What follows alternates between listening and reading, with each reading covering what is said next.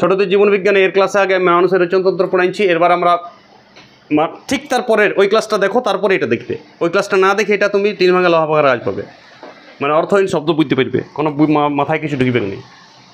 ওই ক্লাসটা দেখে এসো। ক্লাস 5-এর ছেলেরাও এটা প্যারাগ্রাফ লিখবে, আগেরটাও লিখবে, এটাও লিখবে। ক্লাস 5, ক্লাস 6, ক্লাস 7, ক্লাস 11, 12 যারা নেট দিচ্ছ, যারা পড়াশোনা শেষ হয়ে গিয়েছে, শুধুমাত্র ইন্টারেস্ট যে আমার রেচনতন্ত্রটা নিয়ে বুঝি, আমার শরীরের অংশ বটে, সেটা তারাও বুঝতে পারো যে আমার শরীরটা কীভাবে চলছে, সেটা বুঝি। তো সেটারও দায়িত্ব আছে যে আমার শরীরটা চলছে, আমি কোনো ক্লাসে পড়ি না। আরে আমাদের শরীরের অঙ্গ, তো আমাদের এটা সিলেবাস তো আছেই, যেহেতু শরীরে আছে সবাই সিলেবাস। জেনারেল নলেজ তো সবাই 60 বছরের পরেও পড়তে পারে এটা। তো একটা আমরা নেফ্রনের ছবি আঁকবো। নেফ্রনের ছবি একদম সহজভাবে এইটা আঁকবে, সহজভাবে সবাই। বিভিন্ন কঠিনভাবে প্যাঁচ সৃষ্টি করে দিয়েছে, আমার সাথে সাথে আঁকতে শুরু করবে, অবশ্যই সবাই আঁকতে পারবে। আর যদি তুমি প্যাঁচ সৃষ্টি করে আঁকবে, দেখো কেউ নেফ্রন দেখে নাই, বইয়ে যদি কোথাও লিখিয়েছে কেউ, সেটা কল্পনা। তাহলে কল্পনাটা আমি সহজ কেন করবো না? কল্পনাটা আমি পেঁচালো কেন করবো? নেফ্রন কেউ দেখিছে? নেফ্রন কোনো ভিডিও ক্যামেরায় দেখা যাবে? কোনো ক্যামেরাতে দেখে পরে আঁকিছে? যা টিচাররাই দেখিয়েছে, যে সায়েন্টিস্টরাই নেফ্রন দেখিয়েছে, তারা সেটা তারপরে কল্পনা করে ছবিটা এঁকেছে। তো আমি কল্পনাই যদি করব, অরিজিনাল ছবি তো কোনোটাই ক্যামেরা থেকে তোলা লয়, তাহলে আমি জীবনবিজ্ঞানের সব ছবিই হচ্ছে কল্পনা। তাহলে কল্পনাগুলো সহজ সরল করবে, যেটা সহজেই মানুষ আঁকতে পারে, সহজেই বুঝতে পারে। দরকার এখানে বোঝাটা, নেফ্রনের গঠনটা বোঝা। তাহলে আমি কঠিন করে পেঁচালো সৃষ্টি করার কোনো দরকার নেই। দেখো এমনি হাঁড়ির মতন একটা জিনিস করবে, সেটাকে আগ করাবে, এগুলা প্যাঁচ সৃষ্টি করবে, প্রচুর প্যাঁচ সৃষ্টি করবে। সেই প্যাঁচটা হঠাৎ সরু করে দিবে, সরু নালি করে দিবে ইউ আকৃতির। দেখো আমি খালি হাতেই আঁকছি ছবিটা। এবারে এইটা প্যাঁচ সৃষ্টি করবে তোমরা, আরও এরকম প্যাঁচ। এইখানে একটা নালি আনবে, সেটা বিভিন্ন জায়গায় স্প্লিটিং থাকবে। এই নালিটা এখান থেকেও আনবে, এটাও স্প্লিটিং থাকবে, নিচের দিকটা একটু চওড়া হয়ে যাবে। বাস, এগুলাতে আরও নেফ্রন যুক্ত হয়েছে। আমার নেফ্রন যেটা আমি আঁকলাম সেটাও তো যুক্ত করতে হবে আমাকে, তো এটা এখানে যুক্ত করলাম। বাকি যে ফাঁকা পার্টগুলো দেখছি, এটা কোনো গাছ নয়, অন্যান্য নেফ্রন যুক্ত আছে। এখানে কোনো নেফ্রন যুক্ত আছে, এখানে কোনো নেফ্রন যুক্ত আছে। এই নালিটার নাম হচ্ছে সংগ্রহ নালী। এই নালিটা কোথায় শেষ হয়েছে জানো? একটু আগে তুমি বৃক্ক পড়েছো, বৃক্কের প্যাপিলাতে। এই নালিটা শেষ কোথায় হয়েছে? এই অংশটা শেষ কোথায় হয়েছে? বৃক্কের প্যাপিলাতে। এবার তুমি বৃক্কের গঠনটাও যদি বুঝেছো, তাহলে প্যাপিলা বুঝতে পারবে। পিরামিডের নিচটায় প্যাপিলা আছে। এই নালীগুলা, তার মানে এইটা তো নেফ্রন আছে, মানে একটা সংগ্রহ নালীতে অসংখ্য নেফ্রন যুক্ত আছে। একটা কিডনিতে কটা নেফ্রন আছে? 10 লাখ। তোমার একটা কল্পনায় ছবি নিজে সৃষ্টি করো, কোনো সারেই তোমাকে বুঝাতে পারবে না। আমার একটা কল্পনা আছে এটা সম্বন্ধে, কিডনিতে এইভাবে নেফ্রনগুলো যুক্ত আছে, আমি ভাবি এইভাবে নেফ্রনগুলো যুক্ত আছে সংগ্রহনালীতে। সেই সংগ্রহনালীতে প্যাপিলাতে পড়ছে, papilla minor calyx, major calyx, pelvis, গভিনী দেহের বাইরে, গভিনী মূত্রাশয়, মূত্রনালীতে দেহের বাইরে মূত্রত্যাগ হয়েছে। মাথায় ঢুকছে কিছু? কি বললাম? এইটার নাম কি নুনু? লাল কালি ডিস্টার্ব মারছে। এটার নাম হচ্ছে সংগ্রাহনালী। এটার নাম কি? সংগ্রাহী নালী, কালেক্টিং ডাক্ট, সংগ্রাহী নালী। সংগ্রহনালীতে কি আছে? সংগ্রহনালীতে কি একটা নেফ্রন যুক্ত আছে? না। একটা সংগ্রহনালীতে কত নেফ্রন যুক্ত আছে? অসংখ্য। সংগ্রহনালী কটা আছে? সংগ্রহনালী অসংখ্য আছে। আবার কিডনিতে আমি যাচ্ছি। ধরো এইটা একটা কিডনি, ধরো এইখানে একটা সংগ্রহনালী আছে, এইখানে সংগ্রহনালী, এইখানে সংগ্রহনালী, এইখানে সংগ্রহনালী, এইখানে এই সংগ্রহনালীটা তো অনেকগুলো নেফ্রন যুক্ত আছে। এই সংগ্রহনালীতে এগুলো সব কোটেক্স অঞ্চলে। এগুলো সব কোথায় আছে? এই যে বৃক্কের এই পার্টটা কোটেক্স অঞ্চল আছে, আর এই পার্টটা মেডুলাতে আছে। মাথায় ঢুকছে কি বললাম? মানে নেফ্রনগুলা মুন্ডুটা কোটেক্সে আছে, আর নালিকালা বডিতে। আর যেটা সংগ্রহনালী সেটা কোটেক্সও আছে, মেডুলাতেও আছে। কিছু নেফ্রন কোটেক্সেই যুক্ত হয়ে গেছে, কিছু নেফ্রন সংগ্রহনালী শেষ কোথায় হয়েছে? প্যাপিলাতে। Papilla minor calyx, major calyx, pelvis, গভিনী, মূত্রাশয়, মূত্রনালী দেহের বাইরে। এই ফ্রেন্ডশিপ তো আমি আগের ক্লাসে বলেছি তোমাকে। আগের ক্লাসটা দেখো, রেচনতন্ত্র 1, এটা রেচনতন্ত্রের 2 নম্বর ক্লাস, যেটাতে আমি নেফ্রনটা মূলত ফোকাস করবে এখানে। কিন্তু তুমি যদি কিডনির উপরেই তো নেফ্রনটা আছে, নিশ্চয়ই বুঝতে পেরেছো। অন্তত সংগ্রহনালী থাকে প্রায় 1000-2000, বুঝতে পেরেছো কথাটা? 10 লাখ নেফ্রন। তাহলে এইখানে একটা সংগ্রহনালীতে কিছু নেফ্রন যুক্ত থাকে, পরের সংগ্রহনালীতে আরও কিছু নেফ্রন যুক্ত থাকে, তারপরের সংগ্রহনালীতে এইখানে কে যুক্ত আছে? অন্য কোনো নেফ্রন। আমি কোন নেফ্রন দেখাচ্ছি? যে কোনো একটা নেফ্রন। মাথায় ঢুকছে? এবারে দেখো রেনাল ধমনী, আমি কি বলেছিলাম, রেনাল ধমনী এইখানটা দিয়ে পাস হয়, বুঝতে পারছো? কেউ কোটেক্স অঞ্চল দিয়ে পাস হয়, পাস হইতে হইতে ও প্রত্যেকটা নেফ্রনে রক্ত ঢুকাইছে, মানে ধমনীটা উপধমনীতে ভাগ হয়ে গিয়েছে।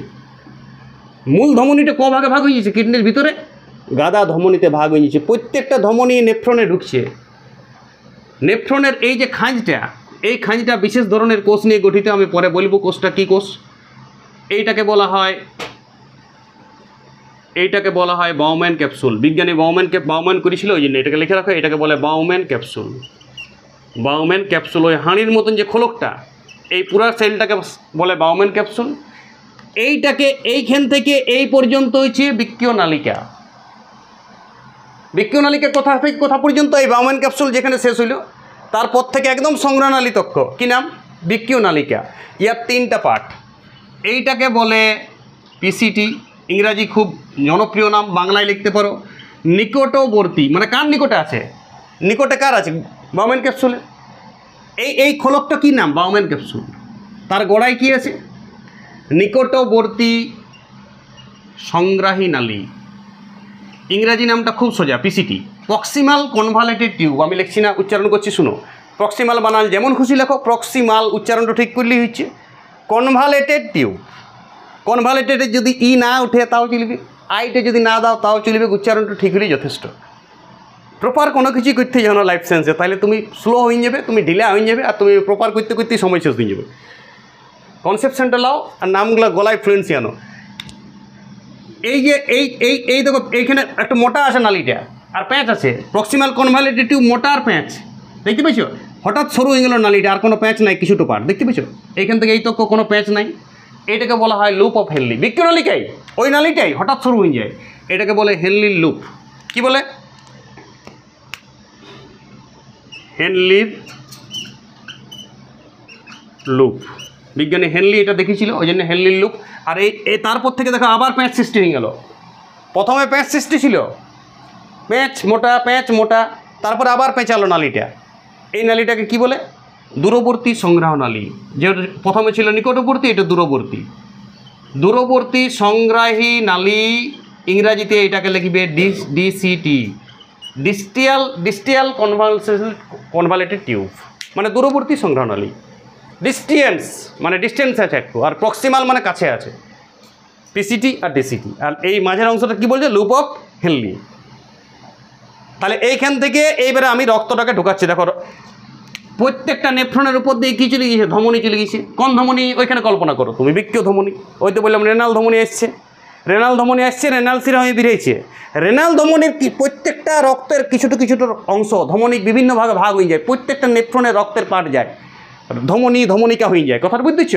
সেইটা যেটা আসছে এইখান থেকে, যেটা আসছে এই দিক থেকে ধরো আসছে একটা, এটাকে বলে অন্তর্মুখী ধমনিকা। অন্তর্মুখী মানে ঢুকছে, নেফ্রনে ঢুকছে। ধমনী বলা নাই, ধমনিকা। ধমনী তো মূল লাইনটা, প্রত্যেকটা নেফ্রনে ধমনির পার্ট আসছে। আর যেটা বেরিয়েছে সেটাকে বলে বহির্মুখী ধমনিকা। এই দুটা এইখানটায় পুরা প্যাঁচ সৃষ্টি করে। আমি অন্য কালিতে করছি। এই অন্তর্মুখী আর বহির্মুখী মিলে এই বাউম্যান ক্যাপসুলটার খাঁজটাতে প্রচুর প্যাঁচ সৃষ্টি করে। এই প্যাঁচটাকে বলা হয় গ্লোমেরুলাস। কি বলে? লেখা যদি না বুঝাচ্ছি, উচ্চারণ শুনো। গ্লোমেরুলাস, দন্তস, গয়ালে ওকার, ময়ে একার, রয়ের উৎসু, ল আকার, দন্তস। গ্লোমেরুলাস কি? কিচ্ছু নয়, ধমনিকা। অন্তর্মুখী ধমনিকা আর বহির্মুখী ধমনিকার মাঝে জালকটা, এইখানে প্রচণ্ড চাপ সৃষ্টি হয়। যে বেগে রক্ত আসছে সেই বেগে রক্ত যায় নাই, তখন এইখানে চাপ সৃষ্টি হয়। চাপ সৃষ্টি হলেই এই রক্ত থেকে যত জলীয় অংশটা, রক্তের যেটা দূষিত পদার্থ, যেটা ইউরিয়া জমে আছে, সেটা সব কোথায় চলে এসছে? ফিল্টার হয়ে কোথায় চলে এসছে? বাউম্যান ক্যাপসুল থেকে পিসিটি থেকে হেনলি লুপ থেকে এটা উঠছে কোথায়? ডিসিটি থেকে সংগ্রাহ নালী থেকে প্যাপিলারি থেকে মাইনর ক্যালিক্স থেকে মেজর ক্যালিক্স থেকে পেলভিস থেকে গবিনী থেকে মূত্রাশয় থেকে তোমার ইচ্ছায় মূত্রনালী দিয়ে দেহের বাইরে। প্রত্যেকটা কিডনিতে এমনি চলছে। হ্যাঁ, একসাথে সব কিডনি কাজ করে না, আমাদের 10 লাখ কিডনি আছে তো, কিছু কিডনি এখন রেস্টে আছে, কিছু কিডনি কাজ করছে, কিছু নেফ্রন কাজ করছে, কিছু নেফ্রন রেস্টে আছে।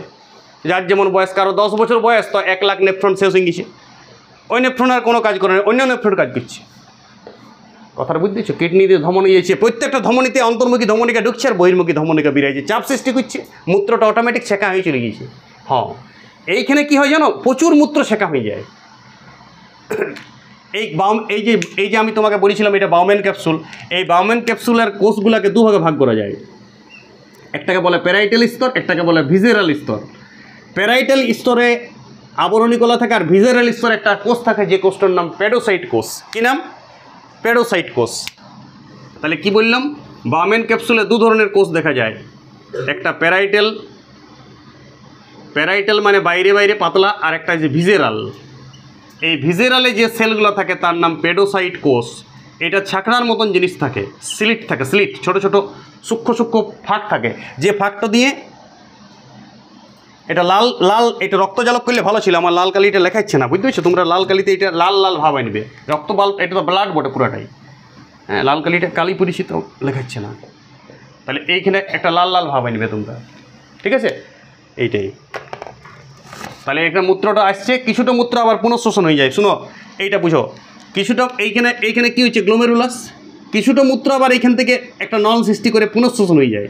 বেশিরভাগ জলটাকে আবার ঘুরে পুনঃশোষণ করে নিই, রক্ত আরও নিয়ে এলেই ভালো জলটাকে প্রথমে ছাঁকা হয়ে সব জলটা বেরিয়ে যায়, তারপর আবার ওইটার থেকেই কিছু 90% জলকে নিয়ে এলেই, জল, গ্লুকোজ, অনেক কিছু বেরিয়ে যায়, তো সেটাকে নিয়ে এলেই একদম যেটা এইখানে পড়ে থাকছে লাস্টে সংগ্রহণালী, সেটাই মূত্র।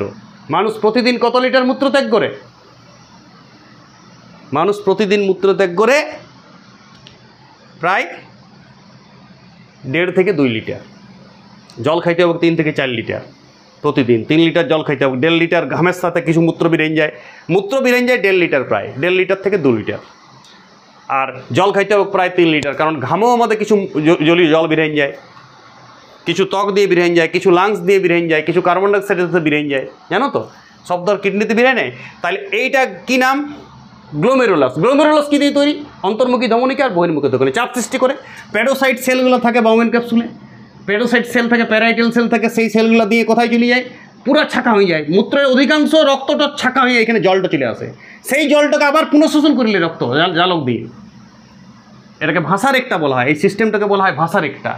এইখানে একটা হরমোনেরও কাজ আছে, লিখতে পারো, এইখানটাতে জাক্সটা গ্লোমেরুলাল অপারেটর থাকে, এই নামগুলো আমি মুছছি। জেজি সেল, জাক্সটা গ্লোমেরুলাল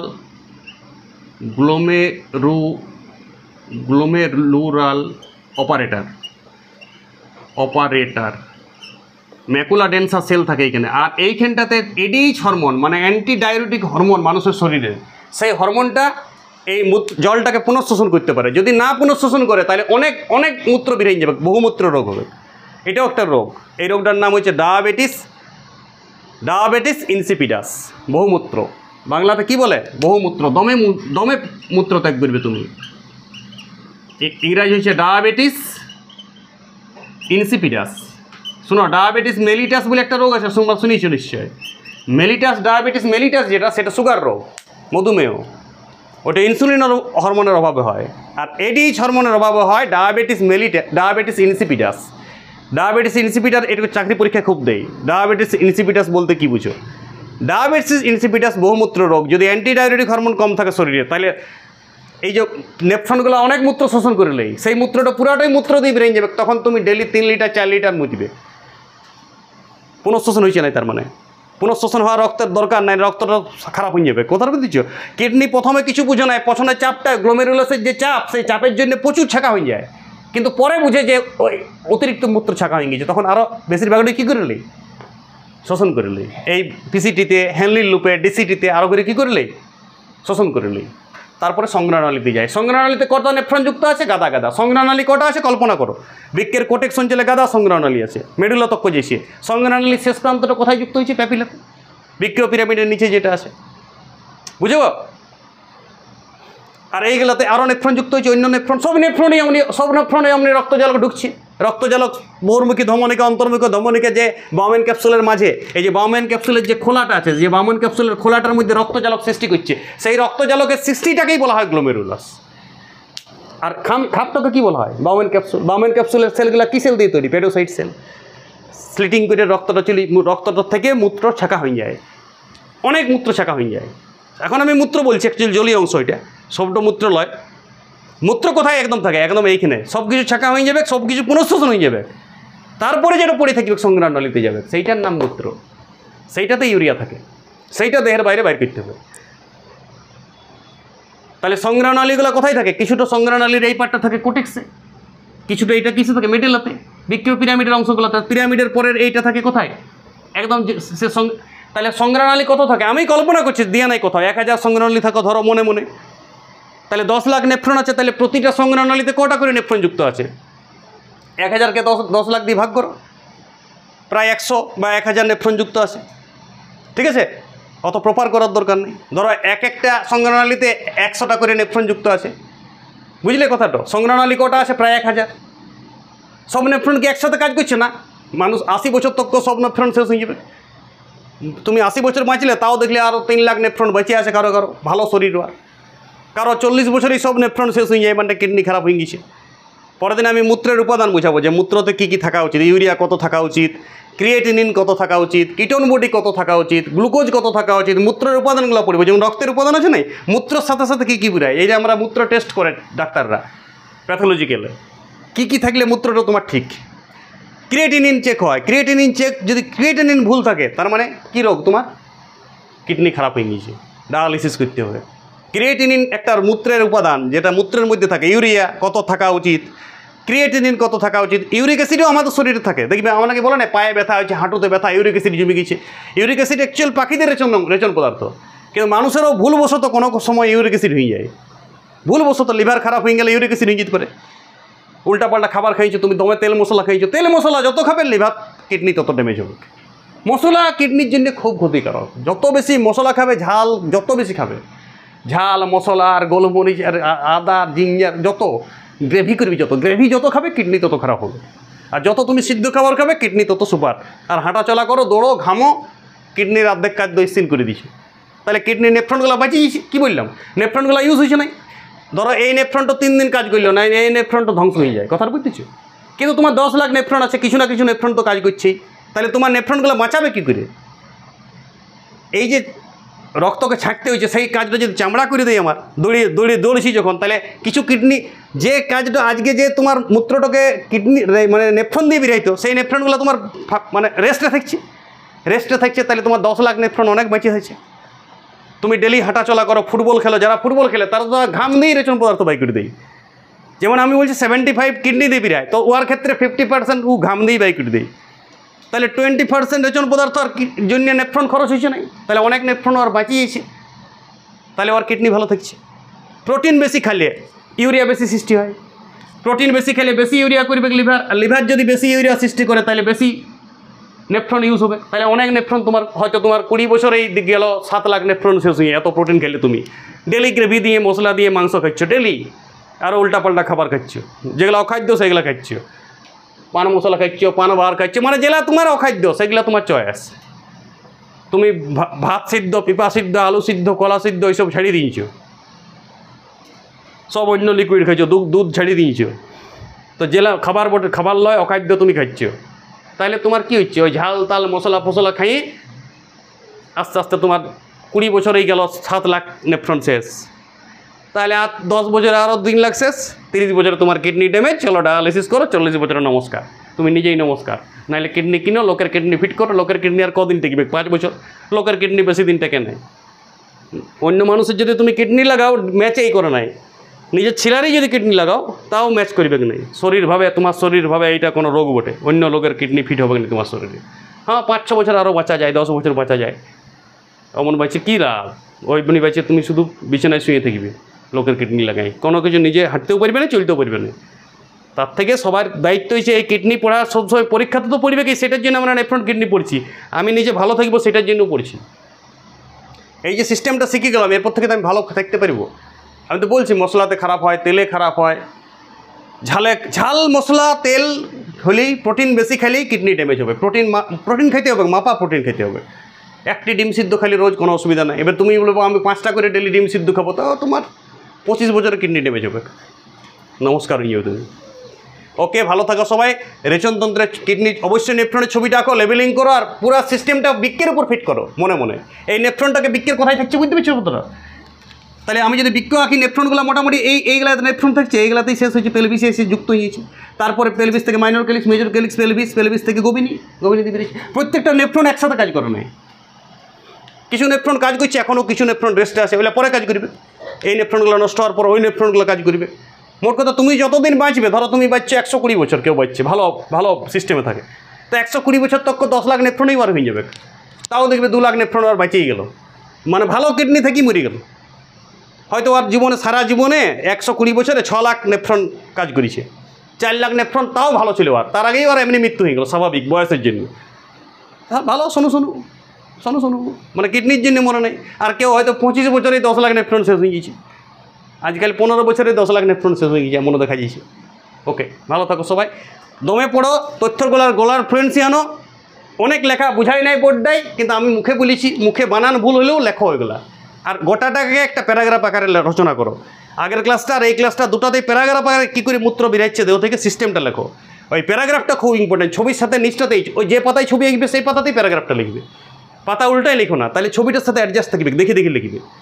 একটা বড় পাতা লিখবে সাদা, ছোটো খাতায় লিখতে শুরু করো না। ওইটা তো তুমি ওই বাজার করতে যাওয়ার তালিকা করবে, ওইগুলো পড়াশোনা করবে তো বড় সাদা খাতাতে লিখবে। ওকে, ভালো থাকো সবাই।